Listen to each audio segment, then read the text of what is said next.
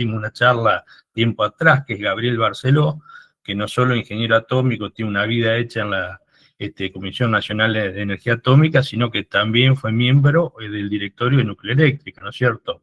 Pero bueno, para empezar, yo creo que no sé, me tenía que autorizar a compartir a pantalla o no. Yo quiero compartir para poder que vean ellos el PowerPoint. A ver. Ventana, a ver. A ver, acá está, a ver. Creo que podés en forma directa, Ariel. Sí. Bienvenida, Gabriel. ¿Se ve ahí? Gente. Ahí está. Hubo una Ahí cuestión está. de agenda. Mostrar mi pantalla. Ahí está. A ver si puedo agrandárselo a esto como presentación. Ahí está, a ver. Bien. Se fue. Va a quedar más chico, a ver.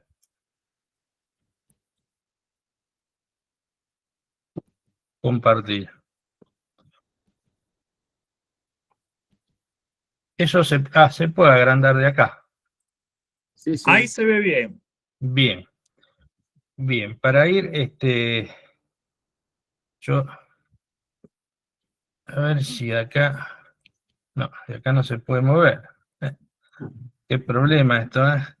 Me parece, porque si no, no lo puedo ir moviendo yo acá. A ver, ustedes, ahí se va la segunda pantalla.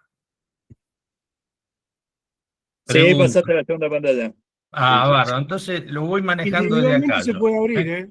Yo lo pude abrir. Bueno, si ustedes lo pueden abrir, mejor. Yo porque, a ver, si yo lo abro acá, a ver, dígame si... no, pero no voy a poder a ver, de acá. ¿Ustedes pueden ver todo ahora? Ahí está mejor. Sí, yo Bárbaro. Ahí está mejor. Le encontramos la vuelta, ¿viste? Todo se resuelve bien. Vamos para adelante. Básicamente, a ver, esto acá. Ahí está, así se ve mejor. Hoy, como yo decía, lo que vamos a tratar de desarrollar es una mirada estratégica que conecte qué es lo planteado, ¿no?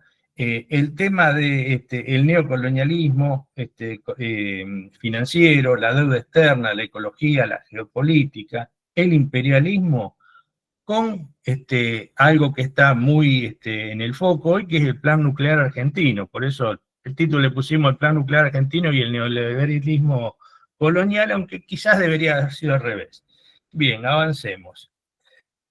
Básicamente, en el principio de la historia, ¿qué es el imperialismo y qué es la geopolítica? Bueno, fue un fenómeno histórico que se desarrolló porque al principio había ciudades que si había problemas entre esas ciudades, por el agua, por los terrenos, por lo que sea, bueno, se enfrentaban, había guerras tribales o de ciudades, donde todos eran miembros de esa ciudad o de esa tribu, algunos eran labradores, otros eran alfareros, otros tenían funciones de conducción de esa sociedad. Eso, entonces, bueno, se encontraban, luchaban, algunos ganaban, otros perdían, y después cada uno se volvía a su ciudad o a su tribu, y seguían con sus actividades. El que era agricultor, agricultores, sí, había ya en esa época, el que era alfarero, el que se encargaba de cuestiones públicas, Y eso es hasta el 2400 a.C., en la Mesopotamia, donde un rey, Sargón, el rey de los acadios, se pone a analizar el tema y hace un desarrollo que es el primero que lo hace.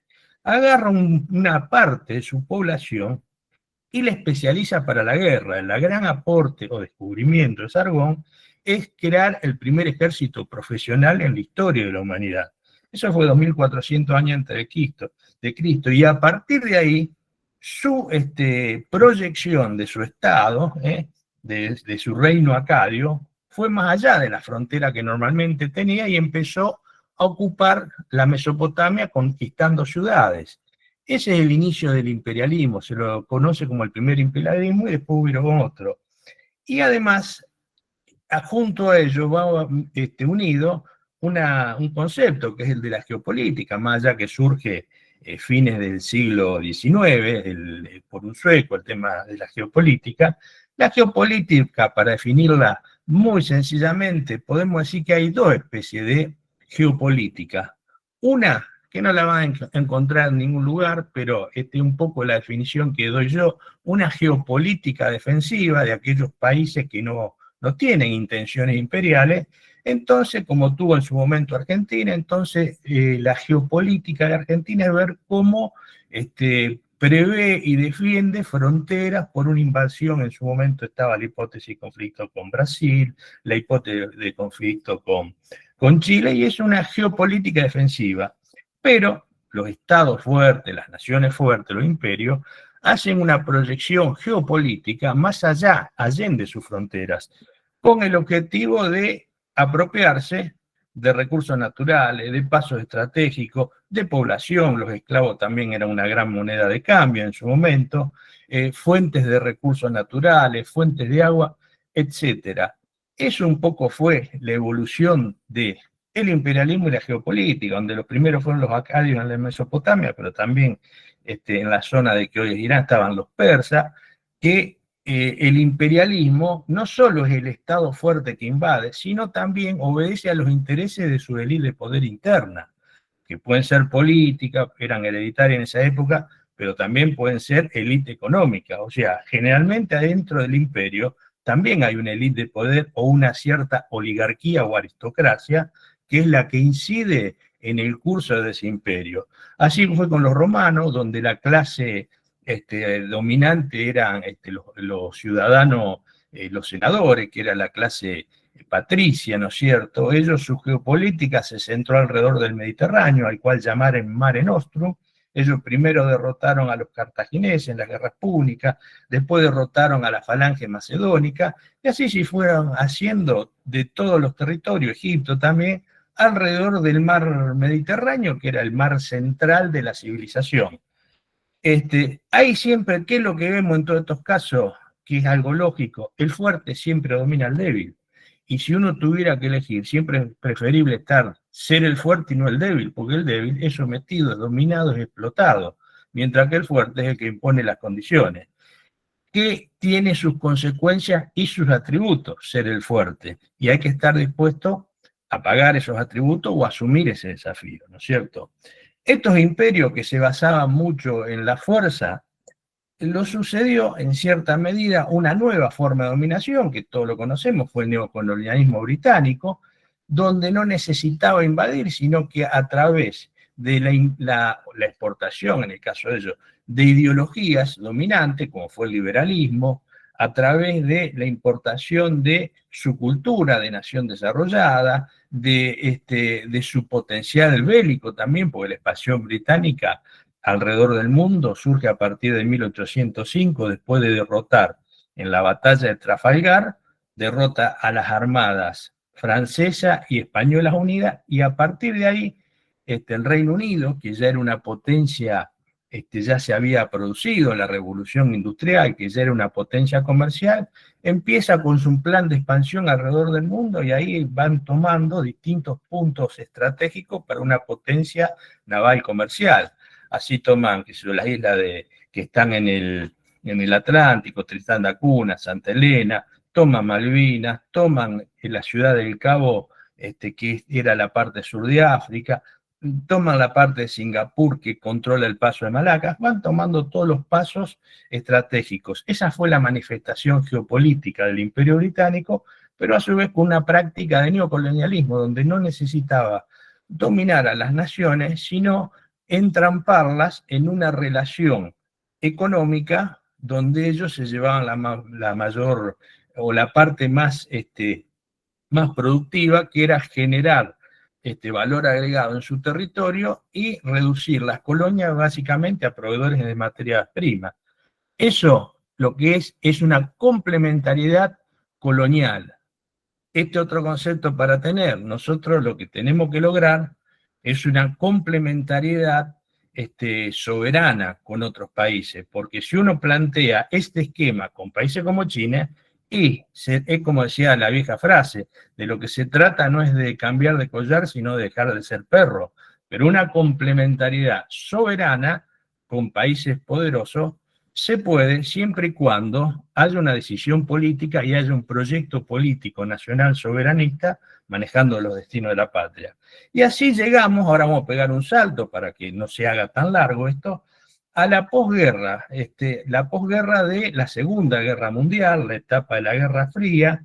¿Y qué se produce desde el 45 a los 70? Bueno, ahí se van produciendo la independencia de todos los países. La Segunda Guerra lo que marca en gran medida la caída del poder colonial de Europa como potencia colonial, y surgen los dos nuevos imperios, el imperio americano y el imperio soviético, con ideologías distintas, con esferas de influencias propias, y proyectan ese poderío sobre el globo. Pero vino munido la Segunda Guerra, además de la descolonización, que era lo que necesitaban para la nueva etapa neocolonial los norteamericanos, en particular en el mundo occidental, del lado soviético fue distinto, y se ven un gran crecimiento demográfico debido a que había, después del gran crack del 20 en Estados Unidos y la Gran Depresión, surge una nueva concepción económica, que es el keynesianismo, que promueve el desarrollo, saca de esa crisis productiva y económica tanto a Alemania, porque en Alemania se aplicaron medidas similares a la del New Deal de Estados Unidos, y después se escribe la teoría de Keynes, pero ahí hay un Estado activo, un Estado que invierte, un Estado empresario en algunos casos, un Estado promotor del crecimiento, y eso se trasladó a todos los países del orbe en gran medida. Y todos los países del orbe fueron teniendo países con ciertas barreras arancelarias que producían, caso de Argentina, esto se vio claramente durante el peronismo, y se fue dando un crecimiento económico y poblacional en todo el tercer mundo que preocupó en gran medida al mundo desarrollado. En la década del 70, lo que ocurre, por eso llegamos del 45, toda esa etapa donde se da un crecimiento, y en los 70 donde el tercer mundo empieza a tener voz en el mundo de ese momento. Esto preocupa en el centro de los países centrales y a sus clases dirigentes, a sus élites, y se proponen cambiar esta realidad, porque no solo es una cuestión de no perder el liderazgo, sino que los recursos esenciales de materias primas sean utilizados por los países centrales y que los países periféricos sigan siendo proveedores de materia prima, porque si se seguían desarrollando industrialmente, en esa época se clasificaba a los países en tres clases: países subdesarrollados, países en vía de desarrollo y países desarrollados.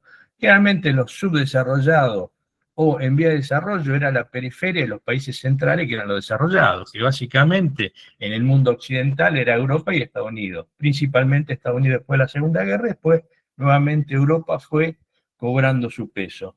Entonces, del centro del imperio, ellos tienen muchos centros de pensamiento, muchas élites de poder, y una de ellas es un personaje muy potente en esa época, que era David Rockefeller, hace este planteo en el famoso grupo de Bilderberg, en 1972, plantea este problema del crecimiento del tercer mundo, del desarrollo industrial, y plantea sumar a Japón en los 70, que ya era un país que venía desarrollándose bastante bien. Ya en el 80 Japón logró un gran peso, ¿no es cierto?, industrial y económico, y en el club de Bilderberg le dijeron que no, que eso era para la élite empresaria y de poder occidental.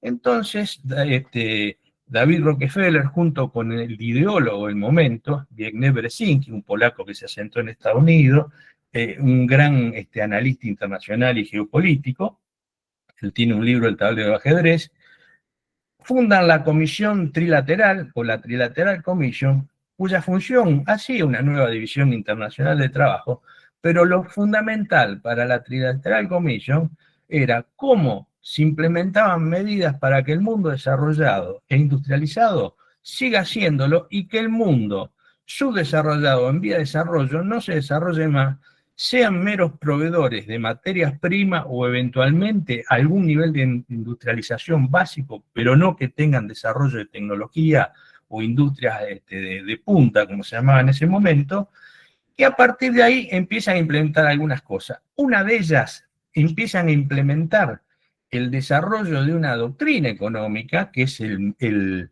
neoliberalismo monetarista. Esto se hace fundamentalmente el desarrollo, más allá que no son los primeros, ya había von Hayek, von Mises, pero lo hace fundamentalmente alguien de la Universidad de Chicago, por eso se llama la Escuela de Chicago, Milton Friedman, muy conocido en los 70, donde su primera experiencia de un sistema neoliberal, no nos olvidemos que veníamos de todos países que tenían una práctica keynesiana, un Estado activo, proteccionista, promotor del bienestar, con arancelamiento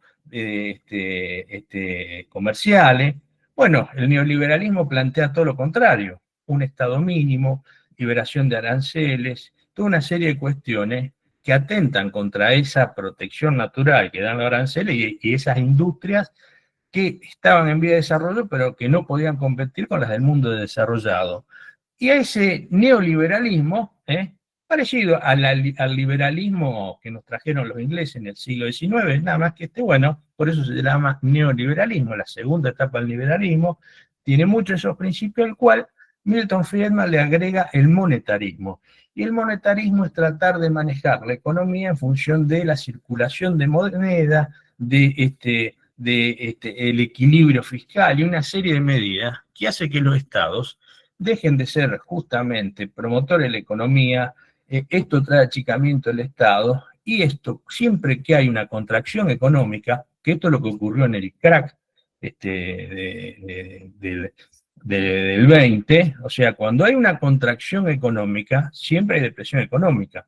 Cuando yo aplico intereses positivos, si en lugar de producir me conviene poner la plata al interés, pongo la plata al interés, entonces esa plata, ese capital, deja de estar en el circuito productivo, deja de generar fuente de trabajo, deja de generar trabajadores que a su vez consumen y se produce un enfriamiento de la economía. Por eso cuando quieren combatir la inflación, se aumentan las tasas. Esto viene de esa época.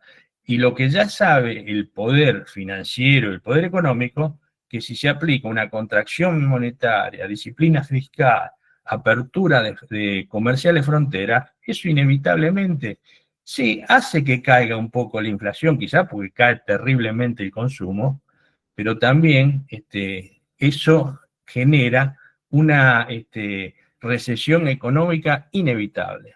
Y las etapas que fueron llevando este programa neoliberal en las distintas épocas, que arranca en el 73 en Chile, y en la Argentina es la primera vez que se aplica en forma intensiva, con Martínez de Oz. Inclusive yo recuerdo que en esa época vino David Rockefeller, que se había hecho atender y dar un masaje integral en el Sheraton. O sea, esa gente vino a controlar su experimento. Y Martínez de Oz, que era amigo aparte, esto fue recordado, de David Rockefeller, un dandy, un playboy, le decían, miembro de la sociedad rural, aplica este plan que genera cambios profundos en la realidad política, económica, tecnológica del país, ¿no es cierto?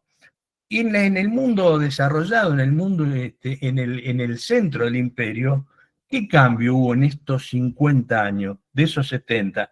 En los 70 podemos situarlo como la época de la Comisión Trilateral, con mucha incidencia, gobiernos de Carter. En los 80 con Reagan viene la revolución conservadora, que sigue siendo neoliberal ahí, y en el 79 Margaret Thatcher. Ronald Reagan más influenciado por Milton Friedman, Margaret Thatcher por von Hayek. Viene el neoliberalismo de los 90, después la época del consenso de Washington, y después de la caída de la Unión Soviética en el 91, viene el unipolarismo de Estados Unidos, pero toda esa etapa, la ideología de exportación a todo el tercer mundo, a todo el mundo periférico, al sur global, fue justamente neoliberalismo con herramientas que ya veremos. Lo central para ello era mantener esa relación centro desarrollada, periferia subdesarrollada, y lograron en gran medida que muchos países como la Argentina, que eran en vías de desarrollo, terminen degradando o involucionando en su desarrollo, como en otros países. Vamos a la siguiente. ¿Qué herramientas usa el neocolonialismo? Que esto es interesante porque no solo sirve para explicar qué es lo que va a pasar con el plan nuclear argentino. Esto, comprendiendo esto, lo podemos aplicar a los desarrollos económicos, tecnológicos en general, al desarrollo educativo, a cualquier cosa. Uno comprendiendo cómo funciona, cómo opera y los objetivos del imperialismo, que esto es lo que hay que tener conciencia, que nosotros somos una nación colonial del siglo XXI, no es el mismo que el colonialismo del siglo XIX, pero nación colonial al fin. ¿Y cómo usa el poder, las herramientas del poder neocolonial? Básicamente ellos utilizan herramientas de poder blando y poder duro. Estos son términos que acuñó un ideólogo, Joseph Nye. Y básicamente, ¿el poder duro qué es? Y bueno, si vos no hacés lo que yo te digo, te invado, coacciono, como hace actualmente Donald Trump, o como hacía Teddy Roosevelt, el hombre del garrote, basado en un dicho africano, en realidad dice, habla despacio y lleva un gran garrote y serás escuchado. Y eso es lo que hizo, que es al que más se parece a Donald Trump.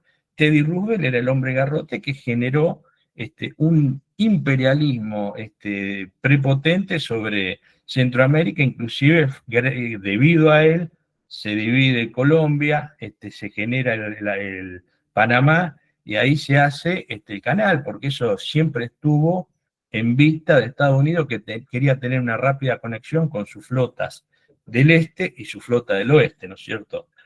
Además de la cuestión comercial, por supuesto. Entonces, ¿es el poder duro y el poder blando qué es? Bueno, el poder blando es poder llegar a tener entendimiento económico, poder llegar a acuerdos de inversiones extranjeras que van a traer el desarrollo, que nunca lo traen. Es el poder cultural, el American Way of Life, que todos queremos imitar, ¿no es cierto? Y no llegamos nunca. El manejo de la información, que cada vez se ha hecho más potente y más integral, hoy ya con el tema de las redes. Antes eran los medios de comunicación, que después se transformaron en medios de comunicación globales, que tienen una gran incidencia, pues CNN se ve acá, en Japón, en China, en Rusia y en Uganda. Pero además de eso, hay que sumarlo hoy que hay todo un mundo digital. Nosotros hemos nacido en un mundo físico. Lo que tenemos que tener conciencia es que unidimensional, donde había medios de comunicación. Hoy ya no vivimos en ese mundo unidimensional, sino que vivimos en un mundo bidimensional, nos guste o no. Por ejemplo, nosotros ahora estamos conectados virtualmente y podemos intercambiar pensamientos, emociones, podemos llegar a acordar, podemos llegar a pelearnos, y esto se da en el mundo virtual. Hay una conjunción entre el mundo físico y el mundo virtual. Pero en el mundo virtual hay un montón de herramientas que tienen un gran poder para forjar y manipular la mente de la población. Eso forma parte de, antes le llamaban la guerra psicológica, y hoy más ampliamente o más integralmente se le llama guerra cognitiva. Eso sería poder blando. ¿Y qué usaron de los 70 en adelante? Bueno, básicamente, a partir de Cuba, que eso se da en el 59-60, por eso hay una frase, dice, no es lo mismo que en ese fin de año, ¿no? No es lo mismo el que estaba el 31 de diciembre antes de derrotar a Batista al que estaba el 1 de enero, ¿no es cierto? Y a partir de ahí, Estados Unidos se da a tratar de implementar una doctrina de seguridad hemisférica porque veía la incidencia de su adversario global, que era la Unión Soviética. Si ustedes recuerdan, tuvo después la crisis de los misiles, que tuvo Kennedy, ahí pudieron frenarlo, pero a partir de ahí, Estados Unidos adapta la Escuela de Panamá, la Escuela de las Américas, y empieza a forjar el nuevo sujeto político de los 70, que son todos los militares, donde los preparan en dos cosas, para el poder y fundamentalmente para la guerra asimétrica, la guerra contrainsurgente. Por eso todas las técnicas de la escuela francesa se enseñan ahí, Por eso en la mayoría de los países hubo desaparecidos, hubo tortura, hubo una metodología aberrante que se aprendió a ir. Pero aparte, si ustedes recuerdan, en los 70 y los 80, toda Latinoamérica se pobló de dictaduras militares, eso no es casualidad, no es que estaba de moda, había un poder que promovía eso, porque los que podían garantizar también la aplicación de esos planes, la implementación del neoliberalismo que iba a destruir Estado, iba a destruir economía, era a través de gobiernos duros, de gobiernos de facto, de dictaduras militares. Por eso casi todas las dictaduras militares tuvieron ministros civiles que implementaron ese neoliberalismo monetarista de la Escuela de Chicago. Todos repetían lo mismo, todos hacían lo mismo. Así pasó en Chile y así pasó en Argentina. Por eso, a la doctrina de seguridad hemisférica con golpe de Estado, fueron golpes de Estado con planes económicos neoliberales. Acá el abanderado de ellos fue Martínez de Oz. A esto hay que sumarle la doctrina económica, que justamente es el neoliberalismo monetarista. ¿Qué tiene esto? Bueno, como dijimos, tiene disciplina fiscal, o sea, el Estado gasta lo mínimo, hay una subsidiariedad del Estado, hay un achicamiento del Estado. ¿Qué es lo que dicen? Lo hizo Menem, lo hace Milei. No, el Estado no tiene que ser empresario, todos los institutos, que eso lo haga el mundo privado. Nosotros no tenemos que producir. El Estado es para administrar los derechos políticos de la población. De la economía nos desentendemos, eso le corresponde a la inversión privada. Y aparte, tomando esa libertad de comercio, comercial, se bajan totalmente barreras aduaneras, algo que no hacen los países centrales, porque esa Inglaterra victoriana o Reino Unido victoriano que promovía el libre cambio, ellos nunca fueron librecambistas, ellos siempre fueron proteccionistas, desde mucho antes. Nunca aplicaron el liberalismo y mucho menos la libertad de circulación de los ríos interiores. A nadie se le hubiera ocurrido ir a navegar el Támesis como si ellos vinieron acá para penetrar por el Paraná, ¿no es cierto?, con sus mercancías. Entonces, ese libre comercio, que esto se da con Martínez de Oz, si recuerdan, estaba la propaganda, que se probaban las sillas, entraban sillas importadas, y se sentaban, y por ahí la silla argentina se rompía, y probaba una extranjera que era Made in Hong Kong y andaba mejor. Entonces, claro, estábamos mejor porque podíamos elegir, si no estábamos atrapados. Esa guerra psicológica se dio sobre la población, pero eso todavía, si ustedes se fijan, todavía podemos ver mucho de esa culturización o enajenación cultural argentino en contra del interés nacional, en contra de lo nacional. Es una redición un poco de civilización y barbarie de Sarmiento a los contextos contemporáneos. ¿Y qué otra cosa trajo, además de ese plan económico? Trajo un instrumento que se dio en parte porque supieron canalizar los eventos que se dieron. En el 73 se da el shock petrolero, donde los países árabes, los mayores productores de petróleo, hacen un boicot petrolero, y eso eleva los precios del petróleo por 3, y después en el 74, 75 también volvió a tener un incremento del 200, 300%.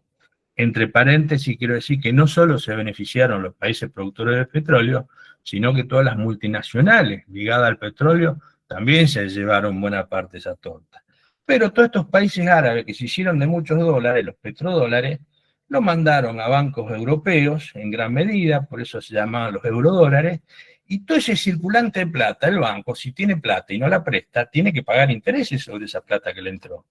¿Y cómo hicieron? Y bueno, como ya tenían estas dictaduras militares, las endeudaron a todas, empezaron a crear una herramienta de beneficios financieros para los bancos, con esa plata que venía del mundo árabe, y a su vez, esa deuda externa después fue la herramienta que ellos ya tenían vasta experiencia, los ingleses en el siglo XIX, si recuerdan el tema de la deuda de la Baring Brothers con Rivadavia. Entonces, esa deuda externa que se fue generando en todos los países desarrollados sirvió como herramienta de condicionamiento político, porque después para renegociar la deuda venía un auditor, que era el Fondo Monetario Internacional, y decía, no, bueno, mire, acá se puede renegociar, daban el visto bueno, la bendición, si uno aplicaba medidas neoliberales todavía mucho más estrictas que le estaban aplicando. Mayor achicamiento del Estado, mayor baja de aranceles, mayor disciplina fiscal, mayores tasas, mayor enfriamiento de la economía, etcétera, etcétera, etcétera.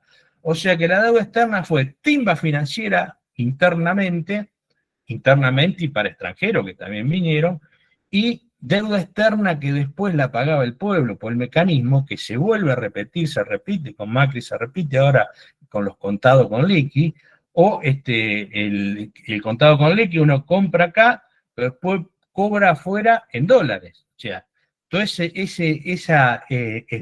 diferencia de intereses, ¿no es cierto? La pagamos nosotros. Esa bicicleta financiera gana el que trae la plata, cambia los dólares a pesos, los pesos los trabaja con buenas tasas o buenos bonos, y una vez que hizo una gran diferencia, quiere volver a dólares. Y ahí el país necesita recuperar los dólares. ¿Cómo lo consigue? Bueno, endeudándose más, vendiendo YPF como hizo Menem en su momento, consiguiendo préstamos del fondo, porque los grandes grupos económicos locales y extranjeros necesitan dólares, y esos dólares se van afuera después. Y a nosotros nos queda el país endeudado. Esta es la historia de la deuda eterna, de una deuda odiosa, porque el pueblo nunca la usufructuó. Inclusive está el fallo del juez Ballestero, de Alejandro Olmo, que hizo un gran trabajo, junto con un rosarino, un contador de acá, que trabajaron juntos, pero bueno, el trabajo mayor lo hizo Alejandro Olmo, y la deuda externa se genera en toda esa etapa, y es algo que, cuando se va al gobierno justicialista en Argentina, tenía una deuda de 4.000, 5.000 millones de dólares. Cuando deja el gobierno militar había una deuda de 43.000, 45.000 millones de dólares, de lo cual la mitad era deuda de los privados. Había más de 20.000 millones de dólares de privados. ¿Qué se hace durante el gobierno constitucional?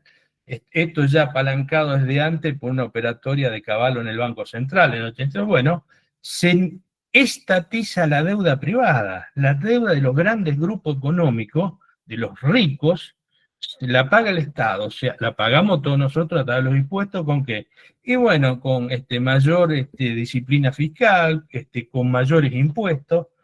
Esta es la historia del colonialismo que se da. ¿Qué otra cosa usó el colonialismo? En cierta medida, esto quiero ser cuidadoso, porque es un tema que da para mucho. Inclusive otra de las herramientas que utilizó el colonialismo para atacar el tema de la población y atacar el desarrollo industrial de las naciones fue, en una primera etapa, cuando en el 74 está el informe Kissinger NSM 200 y la estrategia de David Rockefeller de atacar la población, donde que no haya un gran crecimiento poblacional. En esa época venían las fundaciones Ford y la Fundación Rockefeller en países sudamericanos y centroamericanos, hicieron miles de operaciones de anonamiento de trompa de falopio, se promovió mucho la pastilla anticonceptiva. Y en el 1972, donde Perón manda su famoso mensaje de remediación de la tierra, la presidió un canadiense que se llama Maurice Strong. Maurice Strong, totalmente dependiente de los Rockefeller. ¿Cuál era el gran problema en esa primer gran cumbre de la Tierra del 72? El gran peligro para la humanidad era el crecimiento demográfico. Y después, estas mismas cumbres de la Tierra terminaron llevando que el problema no era tanto el crecimiento, sino fundamentalmente era el calentamiento global que se producían por los gases invernadores, el dióxido de carbono, en gran medida producida por la quema de combustibles fósiles, cosa que es real, pero esto lograron crear un argumento para impedir el uso de, que es las tecnologías que usaban los países en vías de desarrollo, el carbón, el petróleo, y creo que todo eso fue en gran medida en contra de las naciones en desarrollo, en particular China, cuya base principal de energía era el carbón. Hay calentamiento, quiero ser cuidadoso en eso, porque yo soy un ecologista, pero me considero un ecologista sensato, racional. Acá el tema del calentamiento global, pues siempre hubo periodos de mayor y menor calentamiento en la Tierra, es, primero, definir si el calentamiento global por dióxido de carbono el calentamiento global de raíz antropogénica que genera el hombre es el que determina el calentamiento global. Porque en realidad el gas de calentamiento global más grande, mucho más que el dióxido de carbono, es el vapor de agua, que tiene mucha relación con los ciclos solares, manchas solares. Entonces, por un lado, que eso no está definido. Muchos dicen que sí, pero el panel de las Naciones Unidas no son especialistas, son comisiones políticas que dicen lo que los gobiernos quieren que digan. Entonces, el calentamiento global fue usado políticamente, que puede existir o no puede ser de origen antropogénico o no, pero sí fue utilizado inteligentemente. ¿Qué hizo esta gente? Bueno, creó los bonos de carbono. Si ustedes se acuerdan, el vicepresidente Boldoy andaba con su valijita y ese gráfico que había aumentado el calor y el dióxido de carbono, y en realidad había una gran mentira ahí, porque el calor no aumentó porque aumentó el dióxido de carbono, en realidad es al revés. Primero aumentó el calor de la Tierra y después aumentó la concentración de dióxido de carbono en la atmósfera. Entonces, Bob arma una bolsa de bonos del carbono, que los bonos del carbono dice, bueno, vos no contaminás, vos eliminás estas industrias contaminantes, yo te doy un bono de carbono para que vos no contamines. O sea que ellos siguen contaminando y siguen desarrollando, mientras que nosotros, los alemanes, que eliminaron un montón de cosas, siguen, digamos, reduciendo su potencial industrial para no contaminar. ¿Quién hizo como dato histórico? Hubo un abogado que hizo todos los reglamentos de esa bolsa de carbono, que era un negro muy simpático, muy entrador, muy inteligente, que después llegó a presidente de Estados Unidos. El que hizo eso fue Barack Obama, los reglamentos y toda esa bolsa donde vos dos le hicieron fortunas. Bien, para seguir, porque me estoy extendiendo mucho, y a su vez los yanquis que acuñaron, la doctrina Monroe, y la doctrina Monroe, más allá que algunos quieran retorcerla un poco, sigue siendo la misma. América para los americanos del norte, eso lo hicieron en su momento, 1824, para que los europeos, los imperios europeos no entren en América, y a partir de ahí, ellos siempre consideraron al sur de Río Bravo su patrio trasero, y sigue siendo así, y hoy es muy actual con Donald Trump, que va a generar una presión cada vez mayor, si puede durar y no lo toman antes, sobre todos los recursos naturales que hay al sur del Río Bravo. Nosotros seguimos siendo el patio trasero de Ronald Reagan, ¿qué es? Ronald Reagan, de Donald Trump, ¿qué es? Bueno, ahora vamos a ver un poco cómo evolucionó esa globalización neoliberal, fue una globalización neoliberal productiva y financiera. Productiva porque generó una deslocalización de las grandes multinacionales. Ya en los 90, las 500 principales multinacionales eran responsables del 50%, más o menos, o el 54% del PBI mundial. Y esa deslocalización fue una deslocalización en la producción, porque por ahí ya el auto no se producía, todo en un solo lugar, y esto con muchos otros productos. Por ahí el motor se producía en un lugar, la caja de cambio en otro lugar, como acá en Córdoba, Transa, creo que se llama la empresa, los asientos en otro lugar y el ensamblaje del auto se hacía en otro lugar. Es una producción deslocalizada, que no permite que ningún país tenga el gobierno o el control global de la producción. Pero a su vez fue deslocalizada porque mucha de esa base industrial que estaba en los países occidentales buscó lugares donde había mano de obra más barata, más conveniente, y en gran medida se instaló en el sudeste asiático y en particular en China. A partir de ahí China, con sus planes quinquenales y con una inteligencia estratégica, fue desarrollando la mayor base industrial del planeta. Hoy en día, con número concreto, la base industrial china es 300% más grande que la base industrial estadounidense. ¿Y qué hubo en toda esa época también? Una financiarización de la economía.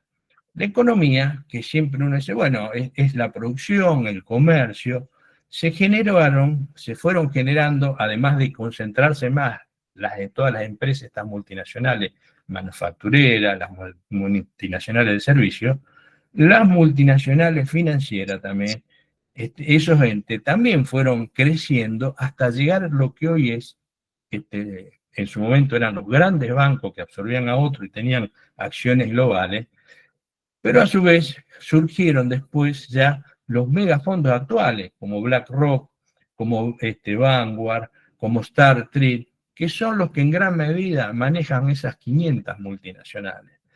Hoy se ha centralizado y la financiarización de la economía también es que ganan más plata comprando, vendiendo acciones, arbitrando monedas, comprando y vendiendo dólares contra euro, contra yuan, bonos, ganan más con eso que con la producción en sí. Por eso hay una gran timba y se produjo en su momento la crisis de los derivados, que son herramientas financieras de segundo orden, podríamos decir, que actúan sobre acciones, que apuestan a la compra o a la alta o a la baja, pero es aire financiero. Pero el mundo se transformó, que esto es lo otro que hay que ver. Esa producción deslocalizada, también hubo una globalización financiera, y lo que se trataba que haya, que ahora vamos a ver los tres perfiles que hubo, estamos hablando desde el centro del imperio, básicamente del poder atlantista, que es Estados Unidos y la Europa desarrollada. Y hubo la intención de que en esta globalización generar una gobernanza global supranacional, que sean los organismos multilaterales, como la ONU, el Banco Mundial, el Fondo Monetario Internacional, y en particular la Organización Mundial de Comercio, que garantizaba que haya libertad de barreras arancelarias en una fácil circulación de bienes, servicios y capitales. Eso es lo que se trataba, porque la globalización del mundo occidental en gran medida fue algo que benefició a sus élites económicas, a sus élites de poder, por sobre el interés de los estados de origen. Hasta los mismos estados imperiales que había se vieron perjudicados por esta globalización, que a lo único que benefició fue a los dueños de las empresas, los dueños de la empresa de servicios, manufactureras, los dueños de las multinacionales y de los bancos. Esos son los que realmente se beneficiaron, inclusive a costa de los estados centrales, ni que hablar de los países castigados, primarizados, como el sur global, ¿no es cierto? Y esto hubo, de los 70 y de los 80 a la actualidad, distintos perfiles que se fueron dando, porque confunden mucho, esto lo hago por muchos, dicen, no, pero Trump es peronista, parece que es un nacionalista y todo, y puede ser que lo sea para Estados Unidos, porque Trump no es globalista. Hubo globalistas puros, las tres categorías que yo hago, algo de esto escribió, o sea, ahí tiene un libro, Jalil Ferrame, gran pensador y geopolítico mexicano. Hay globalistas puros, le llamo yo, que básicamente fueron los demócratas, que beneficiaban esa globalización del mundo en beneficio de las élites económicas de poder del mundo central. Ahí podemos meter a Bill Clinton, Obama. Pongo a Soros, que no fue presidente. Soros fue un gran defensor de este globalismo, porque él tiene un libro, Globalización, donde habla pestes y denuncia la bestialidad de aquellos que formaban parte de un centro de pensamiento, un think tank, que se llamaba Por una nueva centuria de supremacía americana, por Estados Unidos. ¿Y quién estaba en ese think tank? Estaba Donald Rumsfeld, después secretario de Defensa de George Bush, estaba Jeff Bush, el hermano, que era gobernador de Florida, estaba Paul Wolfowitz, que lo mandaron al Banco Mundial, estaba Francis Fukuyama, ese que decía del fin de la historia, estaba Dick Cheney, que fue el vicepresidente de George Bush hijo, y estaba otro más, no me acuerdo, unos cuantos. Toda esa gente, ya antes que asuma George Bush hijo, le decía a Clinton que tenían que invadir 5 países, entre otros Irak, Irán, Siria, tenían que invadir todos esos países y quedarse con el petróleo porque Estados Unidos debía manifestar su supremacía porque era la única potencia global que quedaba, pero no dejaban de ser globalistas, lo que preservaban ellos un Estado gendarme mundial, mientras que Soros hablaba peste de esta gente porque él estaba alineada en la otra interna, de los globalistas puros, que no querían que haya un Estado gendarme mundial, sino que bregaban más por esa gobernanza mundial a través de organismos multilaterales como decía, la ONU, el Banco Mundial, el Fondo Monetario Internacional, la Organización Mundial de Comercio, con muchos foros como el de Davos, de Bilderberg, donde ellos consensúan muchas cosas, porque ahí no querían que haya estados que marquen la marcha del mundo. Esta élite económica global es la que quería, en cierta medida, hacer el mundo a su medida. Y esto es algo que dentro del Partido Republicano, en particular con los Bush, y después surge Donald Trump, se han opuesto a esa globalización, prescindiendo de los estados-nación. Entonces estaban los globalistas puros, los globalistas que creían en el Estado gendarme, los supremacistas republicanos, que ahí estaba Bush, ¿no es cierto? Y surge en 2017 alguien que es contrastante con esos dos, con este proceso que era inevitable, ¿no es cierto?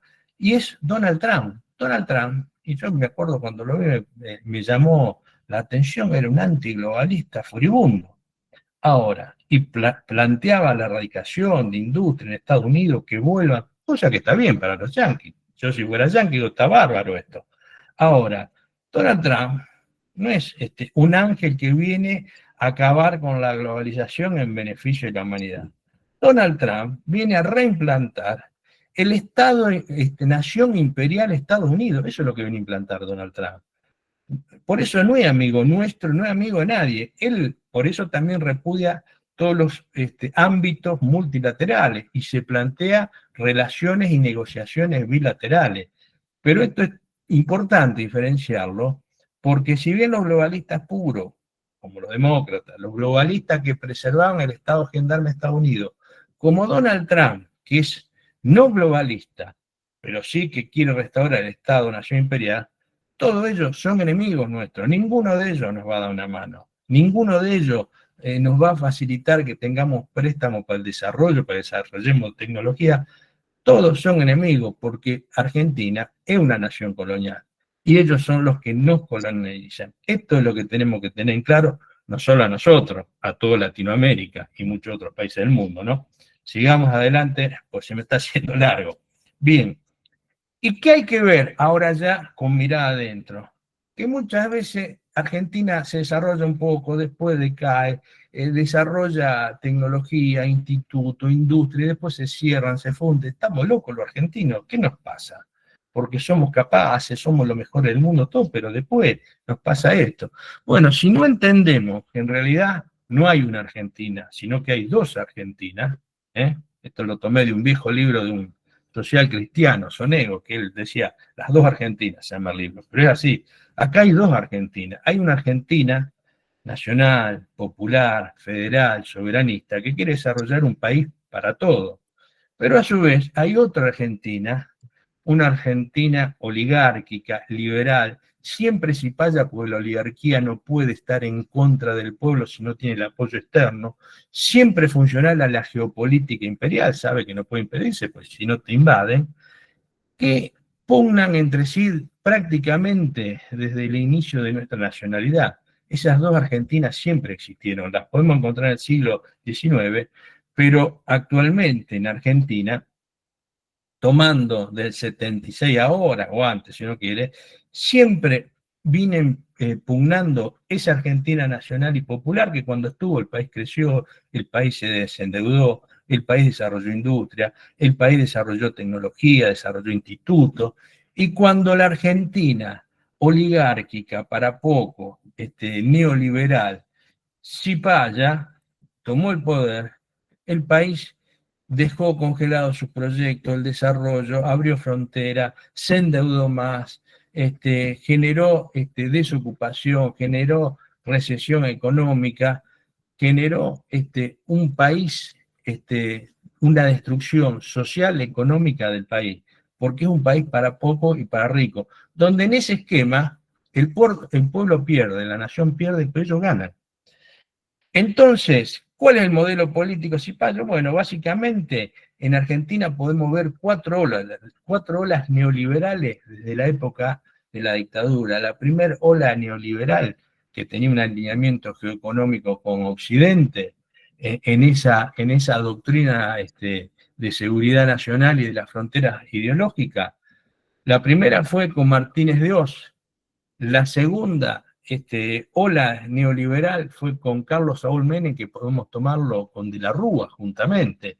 La tercera ola neoliberal es Macri. La cuarta ola neoliberal, más allá que usaron la careta narcocapitalista, en realidad son narcocapitalistas esta gente, son liberales, los que manejan todas prácticas y medidas y normas de acción totalmente neoliberales.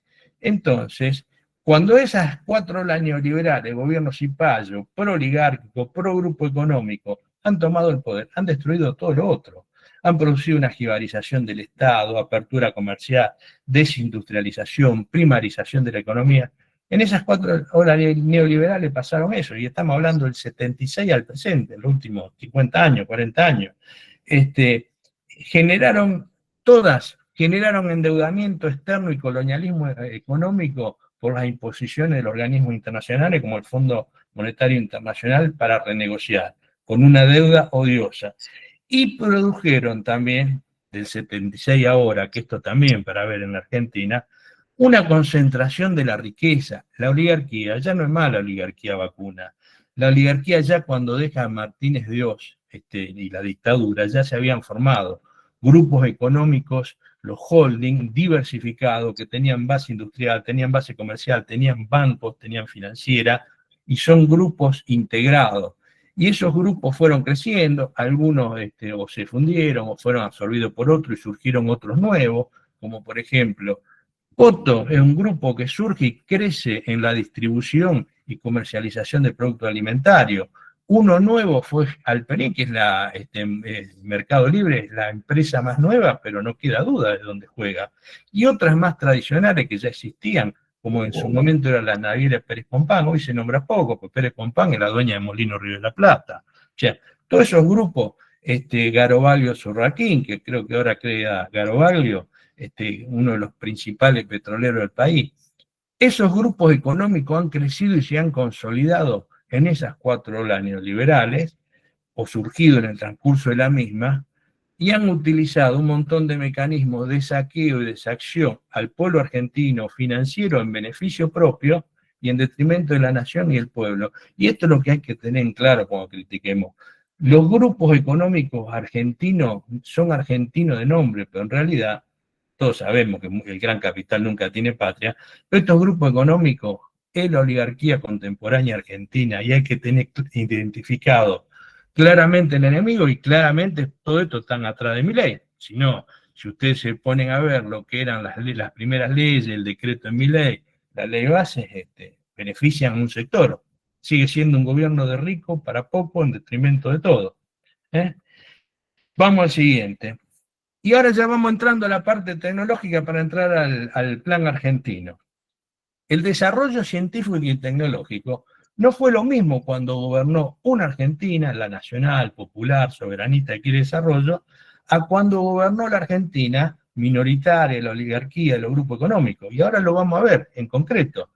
Cuando gobernó la Argentina nacional y popular para tomar el periodo del peronismo, ayer salió muy interesante una publicación de la Paz Turondo, entonces hay que interaccionar, lo incorporamos a esto que el pueblo tenía lindo, detallado. ¿Qué se desarrolló? Bueno, se creó en la época del primer peronismo el Ministerio de Asuntos Técnicos, que después el kirchnerismo, cuando toma el poder, crea en un momento el Ministerio de Ciencias Técnicas, es más o menos lo mismo. En la Constitución del 49, artículo 37, hubo una regionalización universitaria donde empieza a desarrollarse todo un área de investigación con mucho énfasis en lo regional en las universidades y se hacía énfasis en la investigación aplicada. Eso está en la Constitución, en el artículo 37, en la Constitución del 49, para que vean lo importante que es cuando hay un proyecto nacional. Se creó la Dirección Nacional de Investigaciones Técnicas y Científicas, se creó la Comisión Nacional o el Consejo Nacional de Investigaciones Técnicas y Científicas. Si ustedes se ven, invierten las dos últimas, eso es lo que después fue el CONICET. Se creó el Consejo Nacional de Investigación Agropecuaria, eso es lo que después se transformó en el INTA. O sea, no vienen de la época de Frondizi. Y también en el 50 se crea la Comisión Nacional de Energía Atómica, con sus problemas, la discusión de Richter, pero bueno, se creó y todavía está. y es uno de los sectores clave de la energía donde Argentina, al haber habido, a pesar de todos los tropezones, de todos los boicots que hubo a todo el área del sector nuclear, hoy tenemos todavía recursos humanos de lujo y somos referencia en muchos aspectos a nivel internacional, o somos uno de los actores principales a nivel internacional. Y en el año 48 se crea la Universidad Obrera Nacional, que es hoy lo que conocemos como Unidad Tecnológica Nacional, que es la única universidad que no es regional, sino que es a nivel nacional. Las facultades que tiene son las regionales de la universidad. Todo esto, ¿cuándo lo volvemos a ver? No lo volvemos a ver durante el menemismo. Por eso yo a veces digo, no hay que ser peronistas de cartón. El menemismo no tuvo nada que ver con todo esto que hizo el peronismo, además en el tema económico, en el tema geopolítico, en un montón de cuestiones. El menemismo formó parte de una de las olas neoliberales. El kirchnerismo, que podemos decir, sí, bueno, pero no tenía el perfil del peronismo fundacional, era más socialdemócrata, más progresista, puede ser o no. Lo que es concreto, que mientras tuvo el kirchnerismo, la gente vivió mejor, hubo producción, hubo trabajo, se creó el Ministerio de Ciencia y Técnica, se creó el ARSAT, todo el tema satelital, se terminó Atucha 2 la había parado Menem, y esto, nucleoeléctrica, que tiene, si bien se armó en la época del menemismo para administrar las centrales nucleares, que antes creo que estaban en la órbita de la Comisión Nacional de Energía Atómica, esto quizás después Gabriel Barceló nos puede explicar mejor, pero en el 94 se crea Nucleoeléctrica para administrar, se queda con las centrales nucleares para venderlas, pues ese era el objetivo, ponerlas afuera de la órbita para venderlas. Si bien era un organismo de administración, tiene una división interna de diseño, y esa división de diseño es la que terminó diseñando o llevando a cabo todas las trabajos intelectual de ingeniería para terminar Atucha 2, porque los alemanes no querían, y se terminó Atucha 2 con tecnología alemana, pero con inteligencia argentina. Así que vean lo importante que fue en esa época el kirchnerismo. Se desarrollaron los radares, se desarrolló el plan Conectar Igualdad para digitalizar a los chicos, a la educación, hubo planes de promoción de la industria electrónica.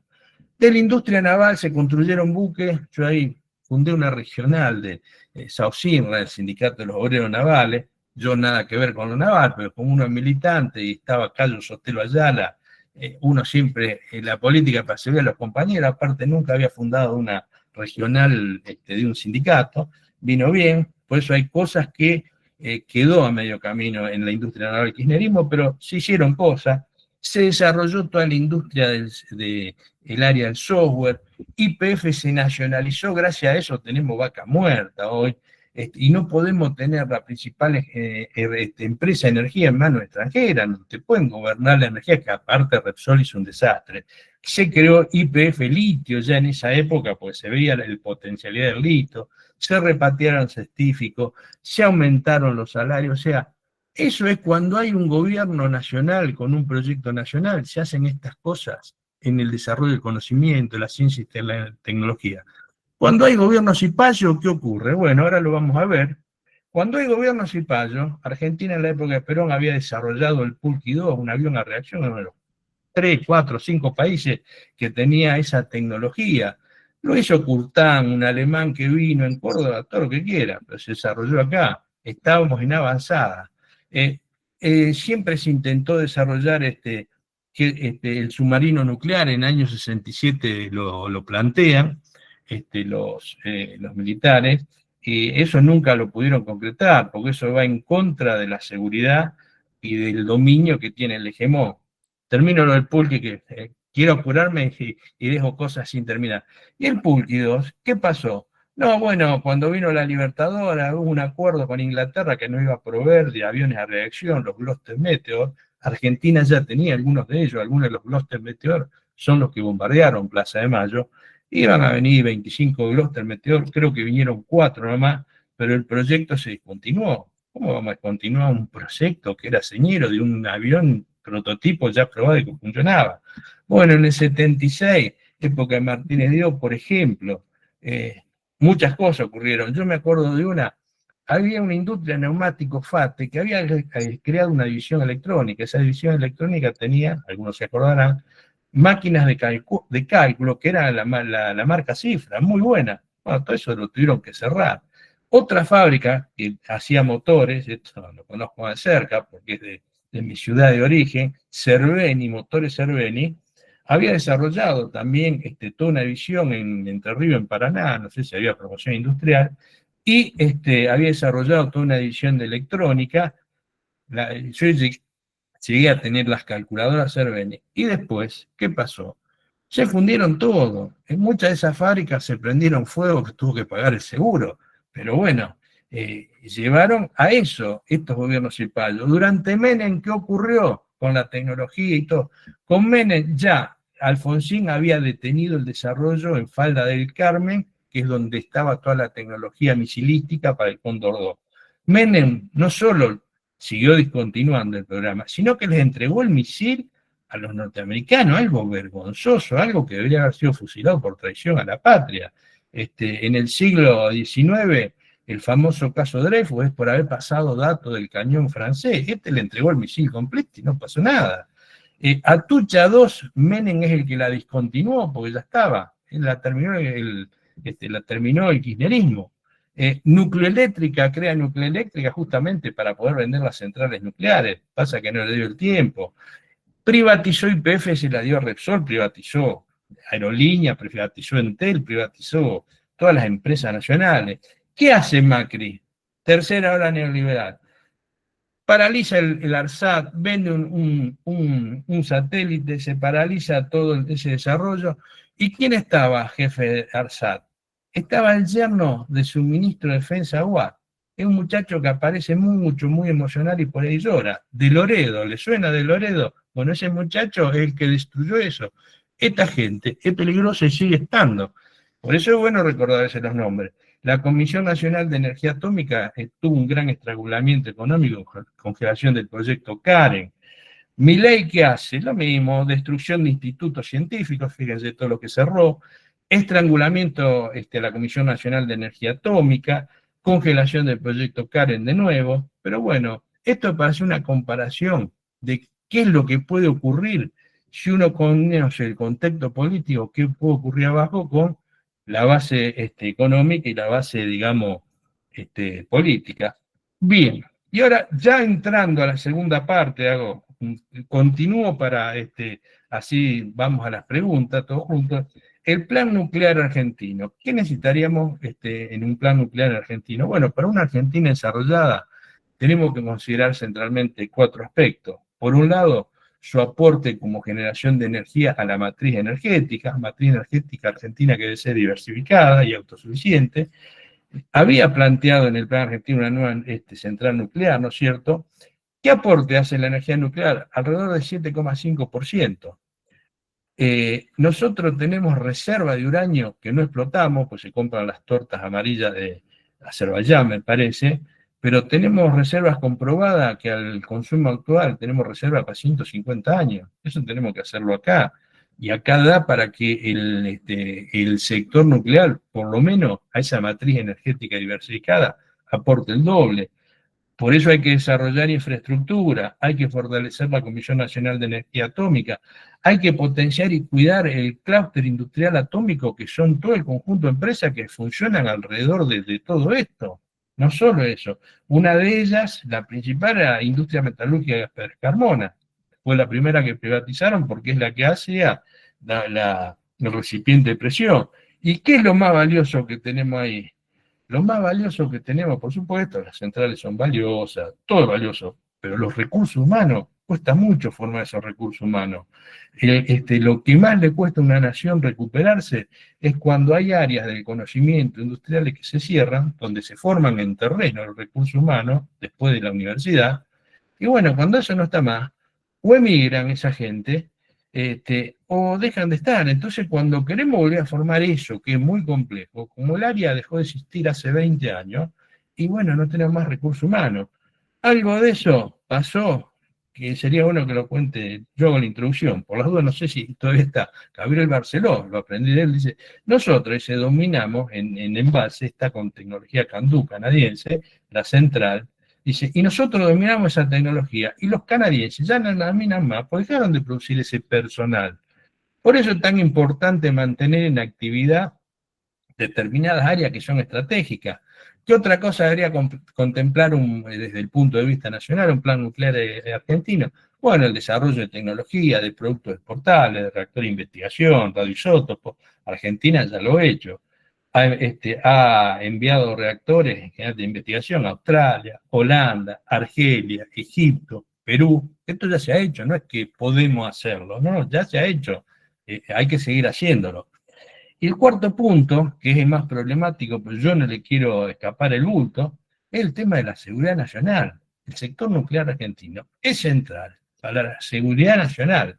Hay una vieja frase en latín que dice, si vis pacem para bellum. Significa, si quieres la paz, prepárate para la guerra. Porque cuando hay problema entre las naciones, y no se puede resolver de ninguna manera, si nos acordamos al principio de la charla, el fuerte siempre se impone al débil, el fuerte impone las condiciones, y si queremos tener un ámbito territorial de soberanía en nuestro país, dentro de nuestros límites, esto hay que defenderlo, porque los países poderosos quieren imponer sus reglas, como por ejemplo ocurre actualmente y desde hace más de 150 años con Malvinas. Es nuestro todo, pero el poder lo tiene el Reino Unido, y las vamos a recuperar, hay que seguir bregando, pero el fuerte impone las reglas, el débil no le queda otra alternativa que acatarla. Y también traigo una segunda frase en eso, que estaba inscrita en los cañones de Luis XIV y creo que los de Napoleón también. En los cañones estaban inscritos Ultima Ratio Regum, que significa la última razón del rey. Si no nos ponemos de acuerdo, si no podemos de alguna manera encontrar una solución diplomática, consensuada y todo, y bueno, vamos a la guerra, así definen las naciones. Y si vamos a la guerra y no tenemos con qué, y el otro sí, y bueno, inevitablemente las condiciones las va a poner el otro. ¿Y en qué puede aportar esto el sector nuclear argentino? Básicamente hay dos cosas, seguramente hay más. Puede aportar al poder de disuasión con armamento atómico o con la provisión de la central de potencia a submarinos, que son lo que se conocen como submarino atómico. ¿Por qué? Porque no es para entrar en guerra. Sería una locura ir a la guerra contra el Reino Unido, que tiene 200 cabezas nucleares con los misiles, con submarinos nucleares que te lo pueden traer hasta 1000 kilómetros y te lo tiran de ahí y desbastan la Argentina. Esto no es para armarse para pelear, es armarse para poder tener un mínimo poder de disuasión. Y yo como ejemplo le doy algo. Una cosa es Corea del Norte, sin misiles, sin bomba atómica, y otra cosa es ahora Corea del Norte, que prueba los misiles y ya se sabe que tiene bomba atómica. Entonces, no es que Corea del Norte sería una locura que le declare la guerra a los Estados Unidos, pero ya los Estados Unidos saben que tiene un costo mayor tratar de imponer sus reglas a Corea del Norte. ¿Por qué? Porque el poder de disuasión de Corea del Norte aumentó. Y esto pasa en todo el mundo y a lo largo de la historia. El plan nuclear argentino, que ya había uno antes de Milei, el alineamiento era básicamente construir una nueva central de potencia, Atucha 3, de 700 megawatts, parecida a la Candu, que es la que está en embalse, la tecnología, son las Atucha 1 y 2 tienen tecnología de un receptor único de presión, donde ahí adentro están los elementos combustibles, mientras la canadiense, la de envase, tiene caños o tubos de reacción. Son distintos diseños. Lo que tiene la de envase también, no solo Argentina domina toda la tecnología, sino que el costo de producción de megawatt es menor, o sea, es más eficiente en ese sentido. El otro objetivo era la terminación de la central compacta del Karen, que fue una idea original de Argentina que viene siendo boicoteada sistemáticamente, que era el Karen 25, que hoy se llevó a 32,5 megawatts, pero esto acá ha sido boicoteado sistemáticamente, porque hay otros que también quieren llevarlo adelante, y bueno, si Argentina no lo desarrolla, estos cipayos van a tratar, que ya dijeron que no, que no se desarrolle. Pero esto no es para compararlo con las grandes centrales de potencia. El objetivo de estos digamos, son centrales pequeñas, modulares, es para que tenga una funcionalidad en lugares donde no se justifica que haya grandes centrales. Y en modular se pueden ir poniendo distintos módulos, digamos, progresivamente. El que anunció el INVAP, que es el que promueve Milei y Rey de que están también, es uno modular, nada más que los módulos ya tienen 300 megawatts. Poniendo 4 módulos ya se van a una central de 1200 megawatts. Bueno, y la tercera propuesta, esto del tramo nuclear argentino, era terminar en marcha el reactor RA10N6, ya que es multipropósito, y la reapertura que en su momento fue la más grande del mundo, de la planta industrial de agua pesada, que se utiliza en los 3 reactores, en los 2 de Atucha y Embalse, como modulador y en el circuito primario de enfriamiento. Y entramos en la valoración política de Milei, que más allá que muchos de ustedes lo saben, pero sabiendo todo lo que charlamos con anterioridad. ¿Qué podemos esperar de Milei, un gobierno cipayo? No podemos esperar algo distinto, además. Ya sabemos cuál es el formato que tiene. O sea que desde una perspectiva histórica de Argentina, un país colonial, gobernado por la Argentina de las minorías, de la oligarquía, de los grupos económicos, siempre que gobernaron esos gobiernos, tuvimos que renunciar a tecnología ya desarrollada, tecnología del país, pasó con el Pulqui 2, pasó con el submarino atómico, el misil Cóndor 2, el ARSAT-3, y el Karen es muy probable que tenga la misma suerte. Es más, ya dijeron que el Karen no es viable. Pero vamos a tomar las palabras de Javier Milei. ¿Qué dijo Javier Milei? Bueno, dijo, soy un topo que vengo a destruir el Estado. Ya con eso, esperanza no podemos tener. Por lo que su plan, indudablemente, un plan de privatización, que es en realidad lo que le interesa, transformar Nucleareléctrica en su composición accionaria para poder darle un 5% a los trabajadores, para ver si no hacen lío, se queda el 51% el Ministerio del Estado Nacional, que en manos del Ministerio de Economía, para que no digan que le enajenó, pero el 44% quiere venderlo. Y el que lo compre seguramente lo va a comprar barato si es que lo dejamos. Si es que lo dejamos y no hacemos nada, ¿no es cierto? Y al atacar el plan nuclear, no solo ataca la infraestructura, el capital que hay, sino una de las pérdidas, reitero, una de las pérdidas más grandes y trágicas es la pérdida de los recursos humanos, ese personal calificado que lleva años formarlo. Y además que tenga en el pecho la bandera argentina, porque hay mucho para leer la entrega que tuvieron y el orgullo de esta gente. Por eso es fundamental apuntalar y defender el plan. Valorando las medidas de Milei rápidamente, ¿qué hizo Milei?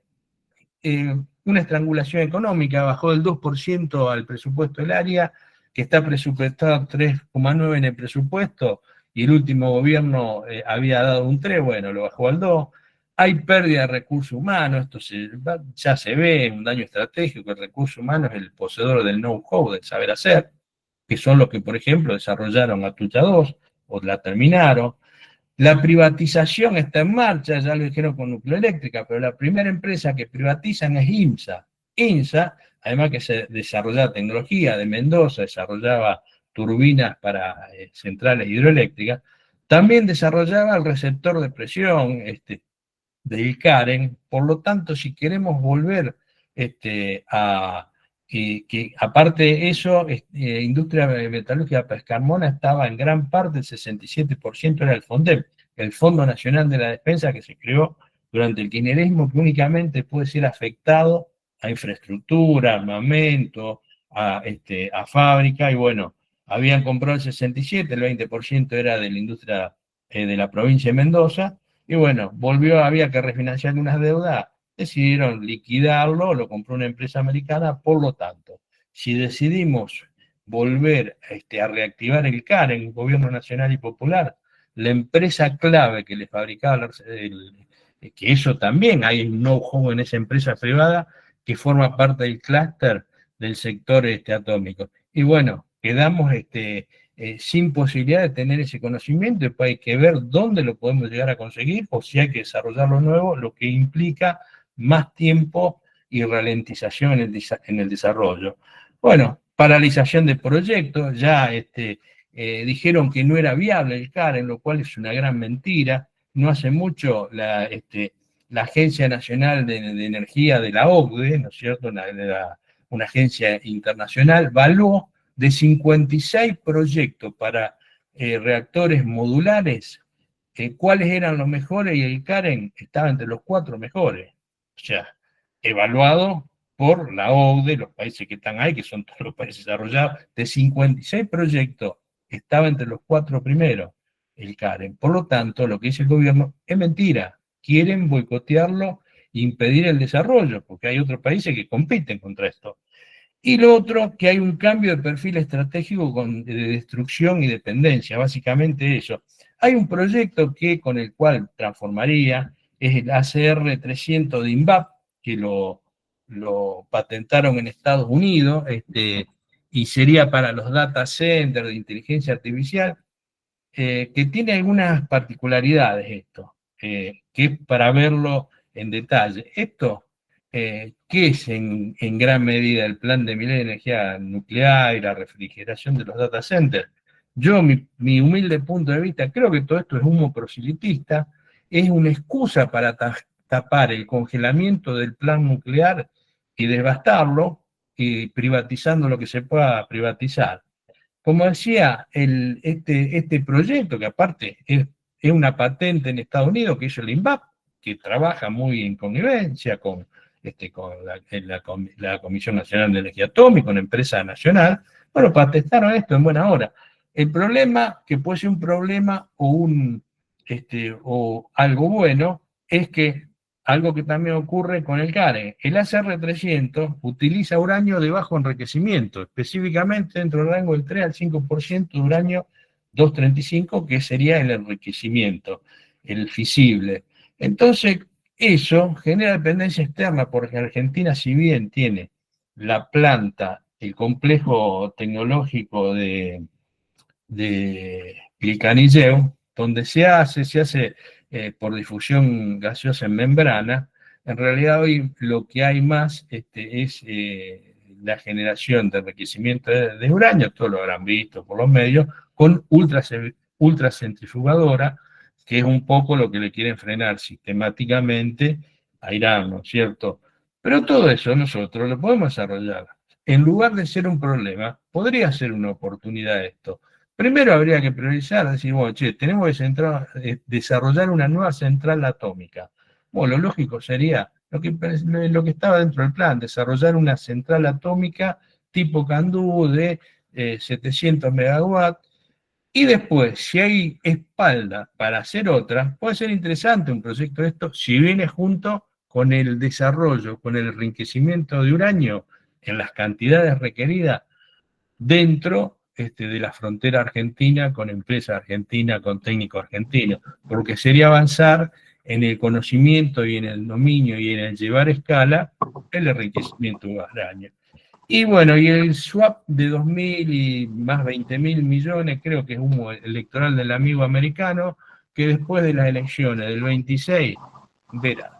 Y las palabras finales, las conclusiones finales, se me hizo más largo de lo que pensaba, pero bueno, yo creo que es fundamental que tengamos conciencia que hay que defender el plan nuclear argentino. Esto es una batalla por la energía, pero también es una batalla por la autonomía estratégica de la nación en un área sensible. Y esto es una defensa, es en defensa de la patria. Hasta aquí terminé. Pido disculpas por la extensión, pero bueno, salió así.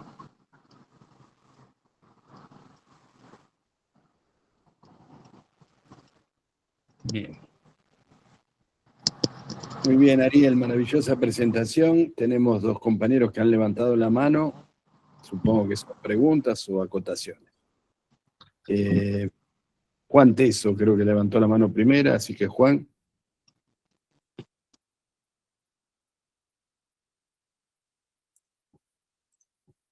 Tenés que desmutear el micrófono, Juan. Hola, buenas noches a todos. No, creo que es un error. No, yo no he levantado la mano. Lo vi a Gabriel Barceló que levantó la mano. Yo lo Bien. único, digamos, aprovecho para decir que me pareció una exposición muy interesante, muy detallada y que nos ha servido mucho a todos, sin ninguna duda. Pero no, a mí me gustaría escucharlo a Gabriel Barceló, que realmente es un entendido en la materia que vos mencionaste varias veces. Sí, Ariel, sí. así que bueno, adelante. Saludos a todos. Adelante, Gabriel. Bueno, gracias. Y perdón, no quiero ser invadir la excelente charla que dio Rodolfo. Me parece que fue excelente y muy ilustrativa, muy interesante la manera de encajar la cuestión nuclear en la actual situación mundial, ¿no? La única observación que yo quería hacer es que es cierto, tendríamos que poder desarrollar el uranio la capacidad de enriquecer el uranio, seguramente lo podemos hacer. Lo que hay que saber es que hay fuertes presiones de los países que ya tienen la capacidad de enriquecer el uranio, con el argumento de que la gente, el que tiene capacidad de enriquecer uranio puede hacer la bomba. Entonces, con el argumento de la no proliferación de armas nucleares, vas a recibir presiones muy fuertes y muy pesadas. Fíjense ustedes que Brasil, que tiene capacidad de enriquecer uranio en serio, con centrífugas, las centrífugas son 10 veces más eficientes que la de difusión gaseosa, que son la de Picanilleo. Es decir, sale 10 veces más barato, básicamente, el enriquecimiento con centrífugas. Todo el personal que opera la planta de enriquecimiento de uranio de Brasil son militares. Toda la estructura de enriquecimiento la manejan los militares. Esto tiene varias puntas, ¿no? Por un lado la parte de confidencialidad, pero por otro lado la parte del nivel a mí me hace pensar en el nivel de riesgo al que están sometidos la gente que está con estas cosas. Este tema es muy sensible y además en este asunto estaban hasta hace 10 años por lo menos Estados Unidos, Francia y Rusia juntos. Hay que tener en cuenta que Estados Unidos enriquece su uranio mayoritariamente en Rusia. Es decir, el proveedor de servicio de enriquecimiento de uranio para Estados Unidos es Rusia y segundo es Francia. Ahora están tratando de diversificarse ellos con plantas viejas que tenían, pero tienen una muy pequeña planta de enriquecimiento, de tecnología de una fábrica que se llama Urenco, que es propiedad de alemanes, británicos y holandeses, Urenco, y Urenco opera en Estados Unidos, pero las reparaciones de las centrífugas las hace exclusivamente el personal europeo, de alguno de esos tres países. O sea, el enriquecimiento es muy delicado, es muy sensible, y si lo queremos hacer, tenemos que saber que vamos a recibir presiones de todo tipo. Y por otro lado, tenemos nosotros capacidad de fabricar centrales de uranio natural, es cierto, con tecnología canadiense, pero los canadienses han venido a pedir colaboración para un plan que tienen ellos, y creo que hay que estudiar esa posibilidad, ¿no? Esto es lo que quería señalar. Por otro lado, gracias Ariel otra vez por su excelente charla y ha sido muy ilustrativa. Bien, gracias Gabriel, nos debemos una presentación que las agendas hasta ahora no han permitido, pero ya la vamos a hacer. Norberto Rosendo, por favor. Bueno, primero, muchísimas gracias por la excelente charla y por las aclaraciones de Gabriel. Y mi pregunta es simple, ¿qué estamos esperando para echarlo a Milei? Pues básicamente es eso lo que tenemos que hacer, hermano. Yo eso lo planteé en una reunión que hicimos en el sindicato de maestros, de que yo era parte, hace como 2 años. Y cada día que pasa se acentúa más eso. Ahora, yo no veo en nuestra élite, en nuestros representantes ni políticos, ni sindicales, ni ninguno de ellos, la idea de echarlo a Milei. Aunque sí la está en la gente. Y no entiendo por qué. No sé, ¿cree que te conteste yo? O sea, acá el gran problema que tiene Argentina, ¿no es cierto? Que acá ese gran sujeto político que era el peronismo, que era un sujeto político que tenía una conducción estratégica en Perón, tenía una doctrina que encuadraba y se respetaba y una masa que era pueblo organizado, que era conducido, eso es un verdadero poder político.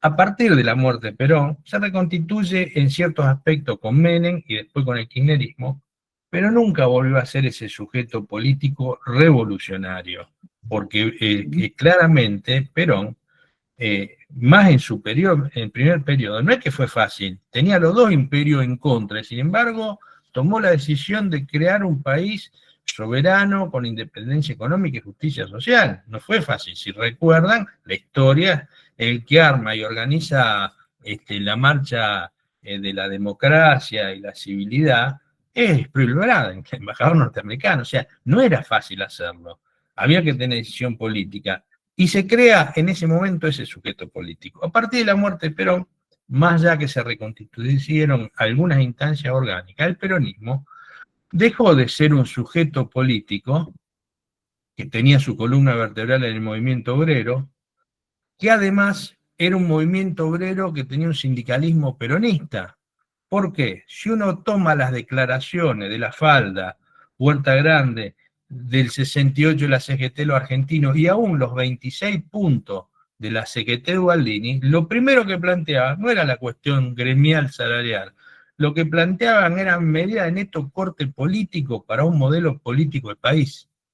Eso se fue degradando, el movimiento obrero dejó de ser, cuando deja de ser eso y pasa a ser un movimiento obrero donde prioriza el gremialismo, eso deja de ser la columna vertebral y a su vez el peronismo deja de ser un sujeto político y se transforma, lo que yo digo, en un continente político donde adentro del mismo hay distintos sujetos políticos, distintas sorgas, que tienen su conducción y que tienen a veces hasta concepciones antagónicas entre sí, esos sujetos que están dentro del continente político del peronismo, y disputan espacio de pelea de poder, y puede pasar lo mismo que ocurrió en Bolivia. Ya lo decía el Martín Fierro, si los hermanos se pelean, lo devoran lo de afuera. Acá, hasta que no podamos volver a reconstituir un sujeto político con una conducción, que ya no puede ser la conducción de Perón, tiene que ser una conducción encuadrada en un programa de gobierno explícito, en un modelo de país explícito, pero no se le puede dar más cheque en blanco a nadie. Y una vez explicitado eso, que debería ser de alguna creación, de una conducción colectiva, verticalizarse en la acción y retomar el poder para volver a ejecutar un proyecto nacional donde volvamos a tener soberanía política, independencia económica, justicia social, una justa distribución de la riqueza, desarrollo nacional. Pero hasta que no reconstituyamos un sujeto político con esa característica, y nos estamos tiroteando entre nosotros adentro, hay quien va acá o allá. Acá hay todavía una gran puja interna, que eso fue uno de los grandes logros de este sistema partidocrático, que logró, por un lado, generar un amarillismo sindical, y por otro lado logró ese movimiento, que fue el más grande de Latinoamérica, transformarlo básicamente en un ente partidocrático. Por eso no tiene más fuerza el movimiento, no somos más un movimiento. Como decíamos antes, el movimiento se agita, pero no se mueve. Y el movimiento tiene que moverse en un sentido en pos de la liberación nacional. Si no, esto lamentablemente así. Y después hay que volver a reintegrar un peronómetro, que tiene que ser la doctrina es clara. ¿Por qué? Porque acá si no, peronistas somos todos. No, eso no es así. No somos los mismos peronistas que los que estuvieron con Macri y se dicen peronistas, porque claramente fue un proyecto neoliberal, antinacional, antipopular. Un peronista no puede estar ahí. Entonces Pichetto, que fue su vice y su escudero, y bueno, no puede ser. Acá no hay que separar la paja del trigo, y lamentablemente hay que hacerlo, porque si no clarificamos eso, no somos nada. No es que todos somos peronistas, es que no somos nada. Y no puede haber, si no hay objetivos políticos claros para estructurar un plan de acción política clara, y no vamos a ningún lado, no vamos a convencer a nadie. Acá, lamentablemente, hay que ver si se puede reconstituir un sujeto político que encarne el cambio, y si no, ocurrirá como ocurrió en México con el PRI. Se prisó, decimos, el peronismo, porque el PRI terminó siendo un partido más del sistema, dejó de que era el Partido de la Revolución, y vino este cuarto movimiento histórico, esta cuarta transformación en México, que la llaman ellos, con Morena, con López Obrador y ahora Claudio Sheinbaum. Eso también puede ocurrir, ¿no? Yo Vos lo propongo que decís básicamente es que el peronismo tiene que ser revolucionario o no ser. Eso es así, es su esencia de ser, que no implica matar a nadie, no implica No, seguro. guillotinar a nadie, implica decir, bueno, queremos Bueno. construir un país con soberanía política, con independencia económica y con justicia social. Y esto los grupos económicos, que es la oligarquía contemporánea argentina, no lo van a permitir. Y bueno, hay que ver cómo los ponemos en caja. Hay que tenerlo individualizado para ponerlo en caja a esos muchachos. Le voy a dar un ejemplo, con dos medidas, si está la decisión política, en gran medida se los pueden corsetar un poco, que son medidas de corte liberal impositivo.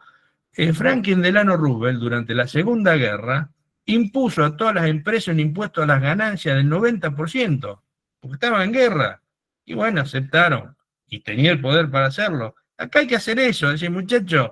Y lo otro, si eso lo acompañamos con un impuesto patrimonial anual del 10, el 15 o el 20%, ya está, los acabamos. Hay que controlar los medios de comunicación, algunos de ellos ya en parte, porque si no, no te van a permitir operar, ellos operan sobre la población, y hay que controlar el Poder Judicial. Dice, pero te vas a meter con el Poder Judicial. Sí, ellos se metieron. Comodoro Pro, le dice el Gato Silvestre, fue así. La justicia, yo lo sé porque inclusive estoy llevando un juicio para que le den salud a todo acá a la municipalidad, que agarró la onda liberal de no darle salud a alguno, y no pueden hacerlo por la legislación que hay, que ya me salió una primera dictamen del fiscal, vamos a ver, ya me di cuenta que lo hablaron al juez, pero se lo voy a ganar, porque creo que tengo a favor una legislación sólida, pero acá la justicia está politizada, porque operan desde el juez a la Cámara, a la Corte Suprema. Entonces hay que controlar todo eso, si no, no hay otra manera. No podemos ser muy políticamente correctos. Hay que ser justos, pero una revolución tiene objetivo. Y la obligación del conductor de ese Perón es ganar. Y ganar es derrotarlo a esta gente. ¿Cómo los derrotamos a los grupos económicos? Bueno, hay algunas revoluciones cortaron cabeza, otras los encorsetaron, otras los encanaron. ¿Qué hizo Putin con mucho de las oligarquías? O sea, hay muchas variables. Nosotros tenemos que decidir cómo lo hacemos y tener la decisión y el poder para hacerlo. Permitime, Ariel, antes de pasar a la pregunta de Carlos Zurita, o a la opinión de Carlos, propongo una reforma constitucional, obviamente es una broma lo que voy a decir, que impida que gobierne alguien que empiece con la letra M. Que venimos de Martínez de O, de Menem, de Macri y de Milei, o sea que la M parece que está maldita, ¿no? Pero independientemente de eso, adhiero a cada una de las palabras que dijiste, no solo en la presentación, sino en lo posterior. Tenemos que ir a un peronismo revolucionario. La revolución del siglo XXI. Carlos Zurita creo que tiene una pregunta o algún comentario. Muchas gracias. Agradezco al compañero Rolfo su brillante exposición y a vos, Juan Carlos, porque estos eventos son importantes y creo que a veces no le estamos tomando todo el potencial que pueden tener. Todos estos eventos que yo participo, muchas veces veo brillantes análisis, brillantes descripciones históricas, las coyunturas, conjeturas, etcétera. Pero esto no ocurre en quienes están decidiendo nuestra política. Ahora bien, ¿por qué no lo deciden? Un montón de razones. Muchos son arribeños, muchos han sido cooptados por el enemigo, trabajan para el enemigo, hay denuncias que se han hecho y en la actualidad hasta tienen 3 gobernadores y hasta el sistema de boleta de lista única que se está haciendo en Buenos Aires lo han impuesto estas ONG bancadas desde el Congreso norteamericano con las subsidiarias de la CIA, y aquí funcionan con la Mediterránea, son los que organizan el encuentro de ideas, etcétera, etcétera. Yo veo que hay un grupo de compañeros muy interesantes en nuestro evento, pero somos minoría. Y el error principal que estamos cometiendo, creo, es no buscar una emancipación de esta militancia para empezar a intercambiar conceptos y ver cómo organizarnos. Lo que el compañero Ariel Rolfo decía, porque yo también estoy teorizando en un borrador simple, sencillo, que no va a servir si no tiene la precisión científica para un programa. El próximo candidato no tiene que ser una persona, tiene que ser un programa interdisciplinariamente construido. Y nosotros lo podemos hacer. ¿Por qué?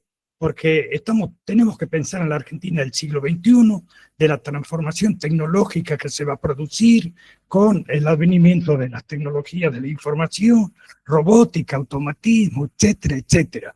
Estamos en una nueva era y los postulados, evidentemente, Perón los cimentó: independencia económica, soberanía política y justicia social. Y debemos cambiar este sistema que no va más, este sistema de democracia formal no va más ni aquí ni en el mundo. Y creo que por la experiencia que tiene nuestra generación, porque es la que más ha vivido todas estas situaciones, debe darle algo al país. Y como militantes me parece que deberíamos empezar a organizarnos para conformar ese programa. Yo tengo algunos lineamientos de cómo empezar en el cuanto a la soberanía de la moneda, cómo se puede fundar una con solvencia estándar internacional, que aquí el bárbaro que nos gobierna cree que el peso no vale o vale según las circunstancias, por eso quiere dolarizar, no puede. Cristina planteó que el problema es el invertirismo, pero nadie dio la solución. Y la solución está ahí, a la vista. Oro, cobre, litio, petróleo son los verdaderos valores estándar internacional. De ahí nosotros podemos darnos una moneda con solvencia estándar. Y con las tecnologías de blockchain podríamos tener una base monetaria perfectamente controlada. Debemos empezar a vincular la informática y la tecnología para complementar. El próximo Ministerio de Economía lo tenemos en el ejemplo, en el alto control tecnológico que tiene Vaca Muerta en Puerto Madero. Tiene 200 expertos en informática que controlan cada metro cúbico de petróleo, gas, cómo se distribuye, y hasta aplican la inteligencia, la realidad virtual para ensayos, para experimentos, y ver y analizar todo lo que sucede en Vaca Muerta. Toda esa tecnología, ahí nos están dando ejemplos cómo puede ser el próximo Ministerio de Economía para que cada flujo económico sea controlado perfectamente. Compañeros, aquí hace falta emancipación de la militancia, que nos empecemos a juntar, a entrelazar, a tirar algunos punteos y buscar bases de apoyo, porque el campo popular tiene que salir con un programa para que pueda el campo popular llegar al gobierno y desde ahí tomar el poder y transformar definitivamente el país. No es posible que tengamos un patrimonio científico, tecnológico disperso. Nosotros podemos, modificando algunas leyes, hacer que todo eso funcione en conjunto, pero lo tenemos que conversar. Me interesaría muchísimo poder conversar con los que tengan interés. No quiero seguir más del tema y agradezco esta posibilidad de expresar.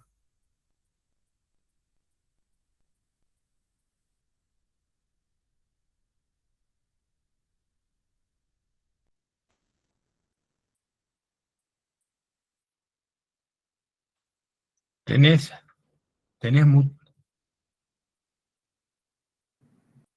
Perdón. ahí. Ahora sí, permítame hacer unas invitaciones cortas, por favor. En los próximos días les van a llegar invitaciones a todos, gratuitas por supuesto, para participar de unos cursos sobre computación cuántica, que es la computación que va a revolucionar seguramente la tecnología. Básicamente, una computadora cuántica es 1000 veces o más poderosa que las computadoras más poderosas de la actualidad. Va a cambiar absoluta y rotundamente todo el día que esa tecnología esté presente. Hay dificultades, ni los chinos ni los norteamericanos han logrado todavía avances significativos. Hay algunos avances en la Argentina, bueno, pero es importante conocer lo que esta tecnología puede dar. Cuando arrancó la energía nuclear, como bien nos especificó en una parte de su charla Ariel, Argentina estuvo entre los países pioneros, allá en la isla Huemul, con aquel loco o no, Richter. Resulta que ahora Richter planteaba, no quiero entrar en un debate de esa naturaleza, pero Richter planteaba la fusión nuclear y se reían de la fusión nuclear, y bueno, resulta que el CEO de OpenAI, que es un experto en fondos de inversión, Sam Altman, el que anunció la inversión, el humo de la inversión de $25.000 millones, está invirtiendo en tecnología de fusión nuclear, 50 años después. Por supuesto, ha habido un avance tecnológico. Tecnología nuclear también, vamos a dar algunas charlas, y también vamos a dar algunas charlas y conferencias relacionadas con un concepto que se llama mellizos virtuales. Un mellizo virtual es la inteligencia artificial, hoy nos permite construir un modelo tan exacto que es prácticamente igual en el funcionamiento, digamos, no en la existencia física, pero sí virtual, de un organismo, que puede ser un organismo vivo, con lo cual podemos hacer pruebas incruentas en ese modelo paralelo y llegar a conclusiones que nos permiten después aplicar las medicaciones, intervenciones quirúrgicas o lo que fuera sin experimentar con el cuerpo físico humano. Pero también con organismos vivientes organizativos, una empresa, una municipalidad, una organización, una cooperativa, un sindicato. Esto es muy interesante también. También les voy a hacer llegar invitaciones para esta charla. Es una charla que creo que se va a dar el jueves y las otras son la semana entrante. Vamos también a hacer algunas conferencias que están previstas con un compañero. Bueno, ahora los invito en 5 minutos si no van a cenar. Va a salir un reportaje al compañero Salinas Porto, que es un destacado dirigente del área de Internet a nivel mundial. Se va a dar una conferencia al exterior y estuvimos dando una larga conferencia, charla entre nosotros respecto a algunas cuestiones de soberanía tecnológica. Así que estamos en la línea de la que nos sugiere el compañero Zurita, y sí, coincido con él que tenemos que hacer cada vez más cosas de estas y cada vez tener mejor diálogo y potenciar desde las bases. También veo a Luis de Coronel Dorrego, vamos a dar una charla con él, estamos preparando un debate sobre si el uso del celular en la educación secundaria, si sí o si no, o cómo usarlo. Es un tema que está preocupando mucho a los padres y a los docentes, así que también es importante. Pero bueno, concretamente hay mucho para hacer y el domingo no les voy a decir que votemos bien porque estoy seguro que lo vamos a hacer, por lo menos mal que si eligiéramos al monstruo digital que tenemos en el gobierno. Les agradezco a todos. Si hay alguna opinión más, alguna pregunta, dejo el cierre para Ariel, felicitándote nuevamente por la calidad de tu charla, Ariel. No, yo simplemente agradecerle a todos los que, digamos, participaron. Pido disculpas por la extensión, se me hizo más extenso, me hubiera gustado que quede más tiempo para charlar, pero bueno, traté de ser, hay veces que para tratar de explicar bien me extiendo demasiado. Afortunadamente tenía una guía que pude llevar un orden, pero pido disculpas nuevamente por haberla hecho tan extensa, y bueno, me alegro de algunas opiniones que gustó o sirvió. Lo fundamental, como yo siempre digo, es que estas cosas que uno hace y que las eterniza poniéndolas en las redes, las utilicemos como una herramienta más para llevar conocimiento, llevar análisis a los demás que no pudieron estar o que no sabían que existían, ¿no es cierto? Es una forma de hacer un aporte más a la causa que nos, digamos, que nos involucra a todos. Y nada más, muchas gracias a todos. Gracias, Ariel. Vamos a subir esta charla a YouTube, también vamos a circular los enlaces, en un par de horas ya va a estar subida.